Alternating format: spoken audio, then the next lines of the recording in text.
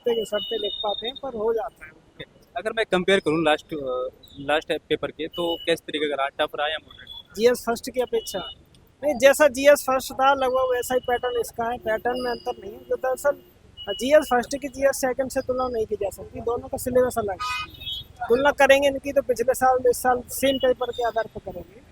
और पेपर ठीक है, मतलब जो सिलेबस होता है उसी के अनुसार पेपर है, थोड़ा टफ है, मतलब क्वेश्चन पेपर थोड़ा वैसा बनाया, घुमा घुमा के बनाया है, जैसे जीएस फर्स्ट बनाया था, ये भी थोड़ा घुमा घुमा के बनाया है, तो मतलब ठीक है। देखा जाए पिछले लास्ट 10 साल के, अगर पीवाईक्यू देखा जाए तो पीवाईक्यू बेस्ड था या कुछ डिफरेंस क्वेश्चन देखने को मिले? इस बार थीम अलग देखने को मिली।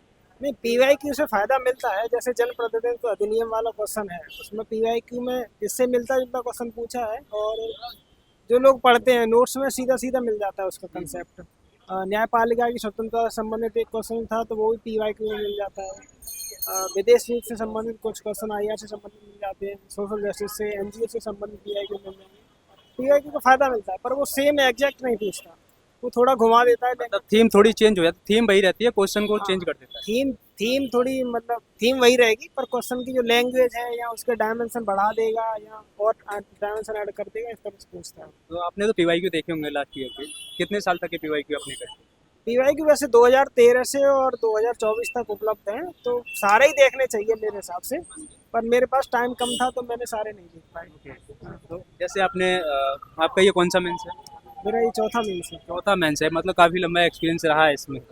तो जो अभी न्यू एस्पिरेंट हैं उनको आप बता पाएंगे कि आपका प्रीलिम्स कंटिन्यू निकल रहा है, तो प्रीलिम्स की क्या स्ट्रेटजी रही है? प्रीलिम्स की स्ट्रेटजी, प्रीलिम्स और मेंस की इंटीग्रेटेड स्ट्रेटजी होनी चाहिए। जैसे मेंस का जो सिलेबस है, प्रीलिम्स में केवल 7 टॉपिक है उन्होंने लिख रखे हैं, जैसे history, geography, polity, economy, general science और एनवायरनमेंट। तो पीवाईक्यू देख के उसके आधार पे आप तैयारी करें प्रीलिम्स के लिए, कि वो पिछले सालों में कैसे क्वेश्चन पूछ रहा है। जैसे 2025 का क्वेश्चन पेपर उठाएं प्रीलिम्स का, उसे एनालाइज करें कि कौन से सब्जेक्ट से इसमें किस पैटर्न का क्वेश्चन पूछे, उसी पैटर्न के आधार पे आप तैयारी करें तो प्रीलिम्स आपका क्वालिफाई हो पाएगा। ओके। बहुत सारे स्टूडेंट यहाँ कंफ्यूज हो जाते हैं, पीवाईक्यू देखते हैं लेकिन वो समझ नहीं पाते कि पीवाईक्यू आखिर हम समझे क्या है और किस तरीके से उसको डिकोड करें। नहीं, तो उसको डिकोड करने का तरीका ये है कि पढ़ें, आप समझें। तो इस दरअसल मूल मुद्दा समझने का है। अगर आपके पकड़ में आ जाती हैं चीज़ें, समझ में आ जाती हैं, तो आप हैंडल कर ले जाएंगे। समझने के लिए आप ज़्यादा से ज़्यादा पढ़ें, दूसरी अप्रोच मतलब लगा के देखें, और जो करंट में चीज़ें हो रही हैं उनसे अपडेट रहें। और बाकी जो नई टेक्नोलॉजी है, जैसे चैट जीपीटी वगैरह है, उनका उपयोग करें अपनी पढ़ाई में। जैसे आपने बोला चैट जीपीटी, तो इसका आपने यूज़ किया है और कितना हेल्पफुल रहा? नहीं, मैं चैट जीपीटी का बहुत यूज़ करता हूँ अपनी पढ़ाई में। और मेंस में जैसे मैंने कई बार ऐसा किया है कि जो मॉडल आंसर हैं वो मुझे अच्छे नहीं लगते, चैट जीपीटी उससे बेहतर आंसर बना के दे देता है, तो काफ़ी अच्छा लगता है। हाँ, तो मतलब आपने अच्छे से इस्तेमाल किया है, तो ये बेनिफिशियल है हर एस्पिरेंट के हाँ, चैट जीपीटी गूगल का जेमिनाई है, ये बेनिफिशियल है। बस ये देखना चाहिए कि वो अगर कुछ कुछ डेटा गलत प्रेजेंट कर देता है, उसका ध्यान रहे। और वो मतलब ऐसा नहीं है कि आप उसका अंधानुकरण कर दें, क्योंकि अंधानुकरण करेंगे तो वो जो प्रस्तुत करेगा उसे ही आप एक्सेप्ट कर लेंगे। आप ये पता नहीं कर पाएंगे कि ये सही कह रहा है कि गलत। तो जहाँ अगर कोई भी बात गलत कहे तो उसे आप पहचान सकें कि ये इसने गलत बात कही है, तो इसमें सक्षम होना चाहिए। आपको पहले से किताबें ही पढ़नी चाहिए, वो किताबों का सब्सटीट्यूट नहीं है, उसका एडिशन करने के लिए आप उसे यूज कर सकते हैं। आपकी मैं टोटल स्ट्रेटजी की बात करूँ तो आपकी क्या स्ट्रेटजी रही है यहाँ तक, ये प्रीलिम्स और मेंस की दोनों? हैं। प्रीलिम्स का तो मैं अब खैर कम ही पढ़ता हूँ।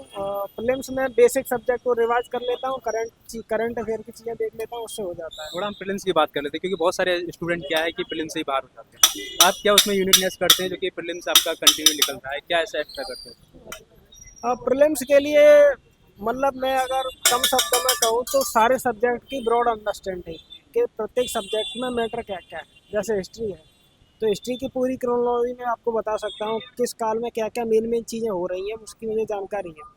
तो हालांकि अगर वो फैक्चुअल क्वेश्चन पूछता है तो मैं उसे छोड़ देता हूँ, अगर वो कंसेप्ट बेस्ड पूछता है तो मैं टिक कराता हूँ, तुक्का सही हो जाता है। ऐसे एनवायरनमेंट में क्या क्या बेसिक बेसिक थीम है, ग्लोबल वार्मिंग है, जलवायु परिवर्तन है, प्रदूषण है, तो उसमें जो थीम है बेसिक बेसिक महत्वपूर्ण थीम है वो सारी मैंने पढ़ी हुई है। अब उन थीम से क्वेश्चन आता है तो चांस होते हैं कि वो सही हो, एनवायरनमेंट हो गया सर।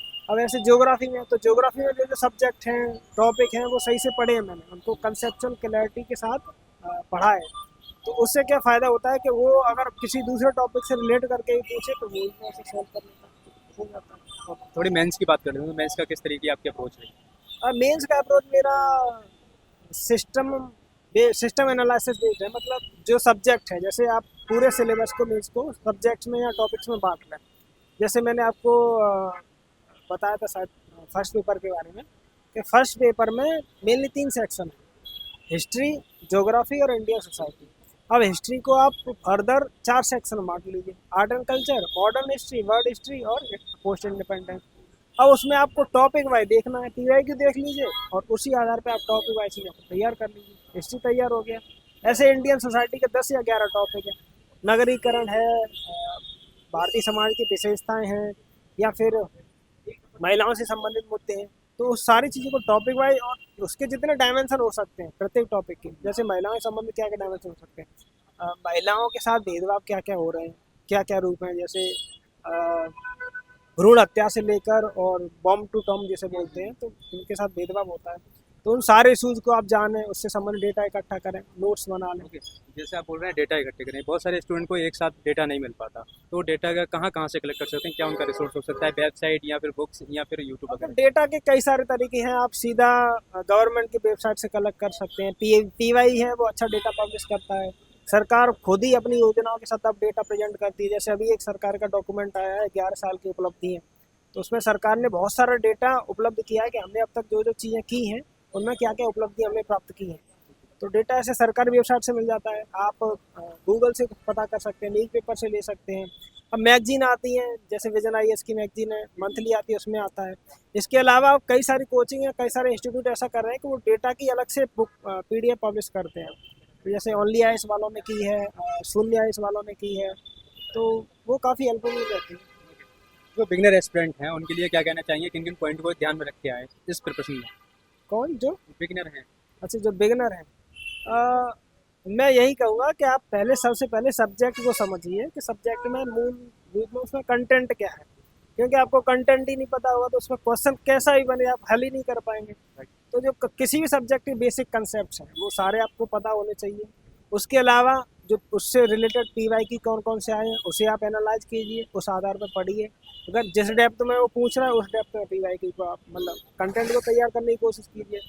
जिस जिस डायमेंशन में वो मेंस में पूछ रहा है उस डायमेंशन में आप नोट्स बना लीजिए और उसकी प्रैक्टिस कीजिए, वैल्यू एडिशन करते रहिए और राइटिंग प्रैक्टिस करते ओके, रहिए। Thank you so much and I hope कि आपका इस बार